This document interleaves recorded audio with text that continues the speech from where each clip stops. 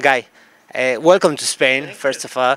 And here in Macworld in IDG, we love your speeches. We love the way you think. And one of the, yeah, do you use one? Oh yeah, it's right over there. Yeah. Okay, one of the things you seem to argue in your books and speeches is to try to make things easier, to understand and how to analyze them easily, and as I say, take the bullshit out. Okay. Yeah, and do you think that simplifying things is one of the keys for happiness or success? You mean in life or in computers? In life, or in business. In life for sure. And I think Apple is proving it in business. You could make the case that it's more important to take stuff out than put stuff in at this point. And I think an iPad is a perfect example of stuff that's not in there. So I think one of the keys to Apple's success is not so much what to put in as what to leave out. And Apple has led the way in putting stuff in and taking stuff out. If you think about it, they're the first people who put CD-ROMs in, and now they're the first people to take it out. So that should tell you something. Absolutely. You've worked for Apple in 2 periods. Yes. How do you see Apple today? It's very different from the days when you worked there. Yeah. I am just in awe of what they've done. When I was there, the Macintosh was struggling and trying to survive, and now there's no question. And Apple's overtaken Microsoft in value and stuff. You could actually make the case that Apple really started to succeed as soon as I left. So maybe I was holding it back, but it's doing quite well now, and it's not just a Macintosh company anymore. Right? It's Macintosh and iPhone and iPod and iPad. And I actually think the iPad may be more significant than Macintosh in terms of its impact on the world. And what about Steve Jobs? Do you think that he's still one of the keys for the success of Apple? Oh, he's the key, he's the lock, he's the door, and he's the jam. Yes, he's the key. Do you use an iPad, a laptop, an iPhone? What do you use? All of the above. I use an iPhone, I use an iPad, and I use a MacBook Pro. And in our house, let's see. So I carry a MacBook Pro. I use a Mac Pro with a 30-inch display at home. My daughter has an iMac. Both sons have MacBooks, and my wife has an Air. Okay. No Windows Stage? No Windows. You see, my wife has an iPhone. I have an iPhone. My 2 sons have an iPhone.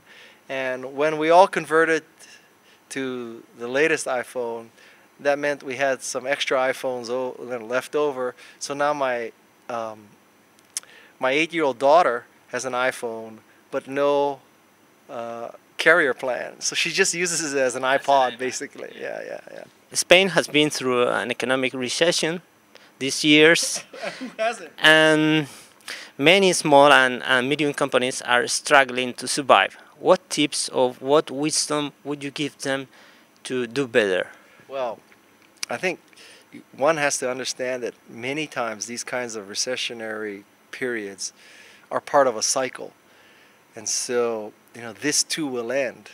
And if we were having great times, I would also say the same thing. This too will end. So some of it is just, that's the nature, right? It's a big circle. So you cannot let the great times make you euphoric, and you cannot let the bad times make you totally depressed, and things even out.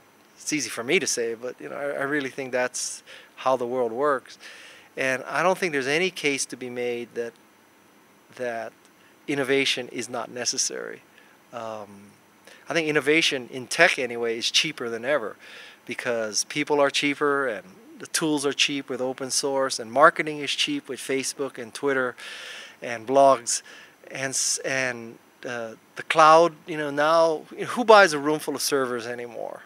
Well, maybe IDG does because they have these huge properties, but two guys, two gals starting a new company, they don't buy. You know, they call up Rackspace or they call up Amazon S3 or something, and you don't buy a room full of servers anymore. So you have much lower hardware costs, tool costs, marketing costs, people costs.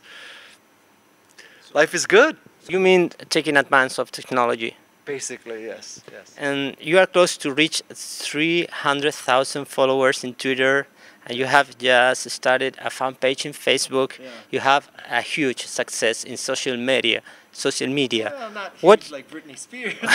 What would you recommend for companies who want to start taking advantage of social media for them? I think that the companies, first of all, they have to realize that social media is a marketing platform.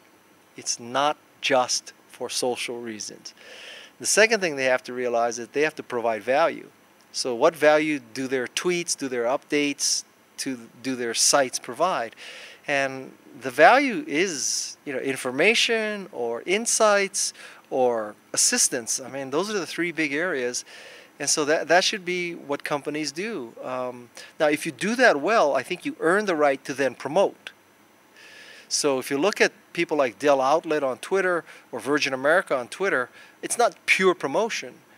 They're providing a lot of other information and services that I think earns them the right to then promote. We've had Apple, Microsoft, Apple again, Google, Facebook, Twitter. Do you have an idea of what will be the next big thing? Maybe Apple today? Yeah, you know, it's interesting that Apple's one of the few organizations that keeps coming back, right? It'd be interesting if Microsoft makes a comeback. Although, you know, even in this current state, it's not so bad, but it's not top of mind anymore, right? And so I think that's, you know, that's one thing that Steve has proven he can do is come back. And, you know, Google right now is struggling to keep people. And who would have thought, if somebody had said to you 3-4 years ago that, you know, Google's going to have a day where it's going to be very hard to retain key employees, you would have laughed at them, right? I mean, everybody wanted to work at Google. And then now everybody wants to work at Facebook. And then someday, you know, when Facebook has liquidity and the millionaires and billionaires are made, 3-4 years from now, people will be all leaving Facebook, and we'll be all saying, you know, who would have thought people would want to leave Facebook and Twitter? I think that's just the way it is. And much like your question about small business being cyclic, it's the same for Google, Apple, Cisco, Yahoo, everybody. One of the things I learned in technology in Silicon Valley is that things are never as good or as bad as they seem. Thank you so much, Guy. All right.